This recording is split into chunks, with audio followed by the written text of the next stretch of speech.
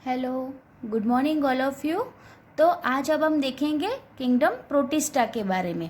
Okay, तो जो protista kingdom में इंक्लूड होते हैं वो सारे ऑर्गेनिज्म सिंगल सेल वाले होते हैं और यूकैरियोट्स होते हैं। तो यूकैरियोट्स में तो आपको पता है ये न्यूक्लियस भी प्रेजेंट होता है और मेम्ब्रेन बाउंड ऑर्गेनेलिस भी प्रेजेंट होती है। तो जो किंगडम प्रोटिस्टा के अंदर ऑर्गेनिज्म इंक्लूड होते हैं वो सिंगल सेल वाले होते हैं और यूकैरियोट्स होते हैं, जिसका वेल डिफाइंड न्यूक्लियस होता है और मेम्ब्रेन बाउंड ऑर्गेनेलिस भी होते हैं। और वो ज़्यादातर एक्वेटिक होते हैं, मतलब कि पानी में रहने वाले होते हैं।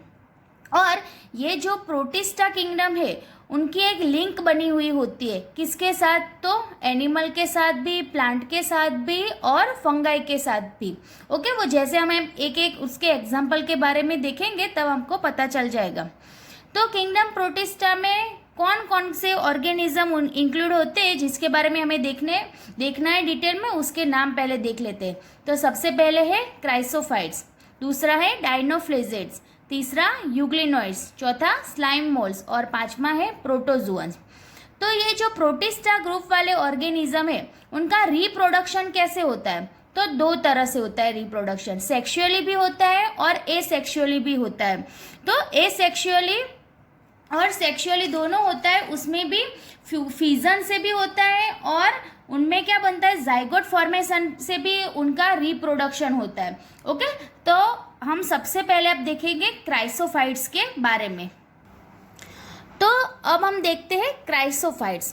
तो क्राइसोफाइट्स में कौन से ऑर्गेनिज्म इंक्लूड होते हैं? तो डाइटम्स एंड डेजमिड्स। डेजमिड को हम बोलते हैं गोल्डन अल्गाई। तो ये कहाँ पे देखे जाते हैं? तो फ्रेश वाटर में भी ये देखे जाते हैं और मराइन एनवायरनमेंट, सी वाटर में, मराइन मतलब सी, दरियाई जो पानी होता है उसमें भी ये दिखाई देते हैं। लेकिन ये जो वाटर की अपर की सरफेस होती है, ऊपरी सरफेस, वहाँ पे ये एक्टिवली मूवमेंट नहीं देते, वो ऐसे ही निष्क्रिय, मतलब कि पैसिवली ऐसे पड़े रहते, उस पर फ्लैट करते रहते हैं। पानी की जो सरफेस होती है ऊपर की, वहाँ पे वो पड़े रहते हैं, जिसे हम बोलेंगे प्लैंकटन। ओके, और ये शेप कौन कौन से शेप में अवेलेबल होते हैं? तो राउंड शेप के भी होते हैं, कुछ स्क्वायर में होते हैं, कुछ ओवल शेप के होते हैं और कुछ बोट के शेप के होते हैं। ओके, उनके शेप डिफरेंट होते हैं। अब हमें उसकी सेल वॉल के बारे में सबसे ज़्यादा ध्यान से देखना है। तो उनकी सेल वॉल सेल्यूलोज की बनी हुई होती है और उनका जो सेल वॉल का स्ट्रक्चर है वो जैसे हमारा सॉप का बॉक्स होता है उसकी तरह से दिखता है।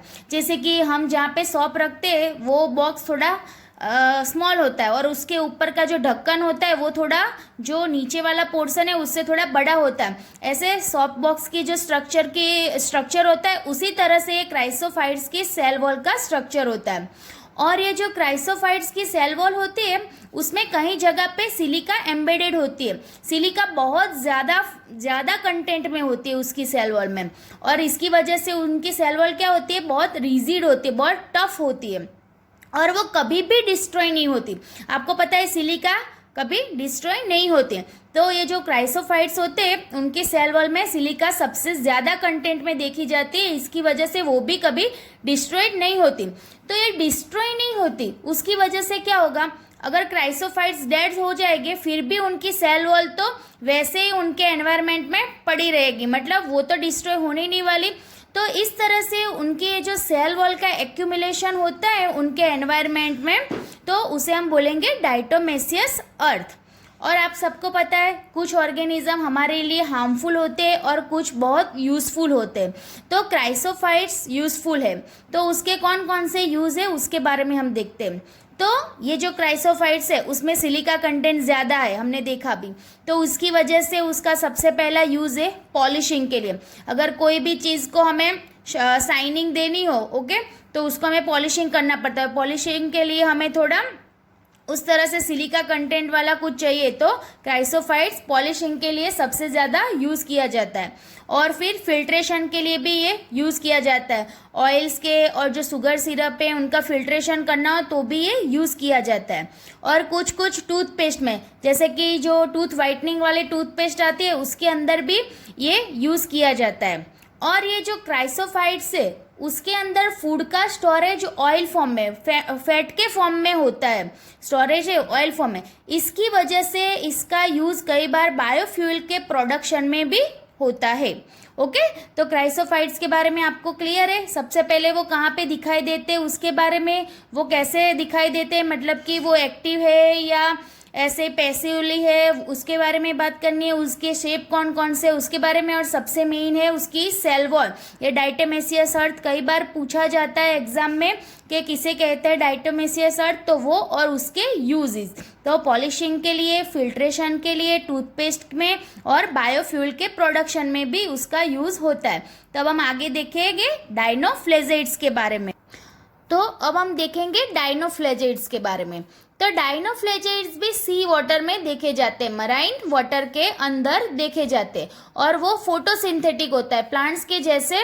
वो भी अपना जो सनलाइट में अपना खाना बनाते हैं, इसलिए उसे भी फोटोसिंथेटिक कहते हैं। ओके, और उसके अंदर भी बहुत सारे पिगमेंट्स देखे जाते हैं। इसकी वजह से, वो पिगमेंट की वजह से डायनोफ्लेजेट्स के बहुत मतलब अलग अलग डिफरेंट टाइप के कलर्स होते हैं, जैसे कि येलो है, ग्रीन है, ब्राउन, ब्लू, रेड, उस तरह से। तो डायनोफ्लेजेट्स में कौन कौन से एग्जाम्पल है उसके बारे में हम देखते हैं। तो नॉक्टिल्यूका है, सेराटियम है, गोन्यूलेक्स है, जिम्नोडियम है, पायरोसिस्टिस है, ये सब उसके एग्जाम्पल है।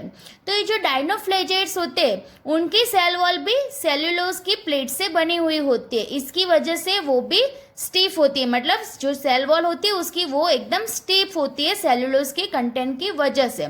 और ये जो डायनोफ्लेजेट्स होते हैं उसके अंदर दो फ्लेजेला होती है, एक लॉन्जिट्यूडिनली होती है और एक ट्रांसवर्सली। जो सेल वॉल की फर होती है उसके अंदर वो ट्रांसवर्सली होती है। ओके, तो उसकी दो फ्लेजेला होती है, वो लॉन्जिट्यूडिनली और ट्रांसवर्सली अरेंज होती है। ओके, तो ये जो गोन्यूलेक्स होते हैं रेड कलर के, उसका कई बार रैपिड मल्टीप्लिकेशन होता है वाटर के अंदर, और इसकी वजह से पूरा जो सी होता है वो रेड कलर का दिखने लगता है, जिसे हम बोलते हैं रेड टाइड्स। ओके, और ये जो ज़्यादा उनका मल्टीप्लिकेशन हो जाता है, उनका ज़्यादा ग्रोथ हो जाता है, उसकी वजह से क्या होता है, वो बहुत सारा मतलब टॉक्सिन्स रिलीज करते हैं अपने में से। तो ये जो टॉक्सिन्स होते हैं ये बहुत हार्मफुल होते हैं, दूसरी मतलब जो दूसरे एनिमल्स होते हैं वाटर के अंदर उसके लिए बहुत हार्मफुल होते हैं, और उसकी वजह से, टॉक्सिन की वजह से पानी के बहुत सारे एनिमल्स डेड हो जाते हैं, जैसे कि फिश है, टर्टल है, वो सब को ये बहुत हार्मफुल होते हैं। बराबर, तो ये यूज़फुल नहीं है, ये बहुत हार्मफुल है। तो अब हम आगे देखते हैं। ओके, तो अब हम देखेंगे यूग्लिनोइड्स के बारे में। तो ये जो यूग्लिनोइड्स है वो फ्रेश वाटर में दिखाई देते हैं, स्टेगनेंट वाटर मतलब कि जो शांत पानी होता है उसके अंदर भी, और मॉइस्ट एनवायरनमेंट में भी ये दिखाई देते हैं। तो ये जो यूग्लिनोइड्स होते हैं उनके अंदर सेल वॉल एब्सेंट होती है, सेल वॉल नहीं होती, लेकिन सेल वॉल की जगह वहाँ पे प्रोटीन रिच एक लेयर होता है जिसे हम बोलेंगे पेलिकल। तो ये जो पेलिकल होता है उसकी वजह से उनकी बॉडी एकदम फ्लेक्सिबल होती है। ओके, और यूग्लिनोइड्स के अंदर दो फ्लेजेला होती है, एक शॉर्ट और लॉन्ग, लेकिन एक्टिव फ्लेजेला तो एक ही होती है।